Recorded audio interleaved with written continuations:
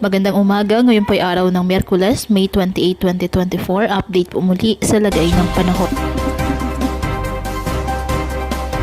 Ayon sa Pag-asa, frontal system ang nakakaapekto ngayon sa extreme northern Luzon. Easterlies naman nakakaapekto sa nalalabing bahagi ng bansa. Samantala, isang low pressure area ang minomonitor sa labas ng Philippine Area of Responsibility. Mababa sa ngayon ang tsansa nito na maging bagyo. Samantala, unti-unti nang bumababa ang frontal system na nasa bahagi ng Japan, Taiwan at Southern China. Papalapit na sa Northern Luzon na inaasahang magdala ng mga pag-ulan sa mga susunod na araw.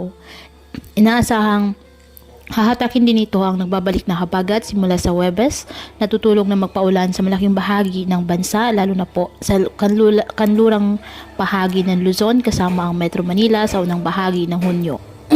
Ngayong araw, dahil sa frontal system, asahan na maulap na kalangitan na may kalat-kalat na pag-ulan at thunderstorms sa Batanes at Babuyan Islands. Samantala, apektado naman po ng trough ng low pressure area ang Zamboanga Peninsula, Basilan, Sulu, Tawi-Tawi at Palawan. Ang Metro Manila at nalalabing bahagi ng bansa apektado po ng easterlies.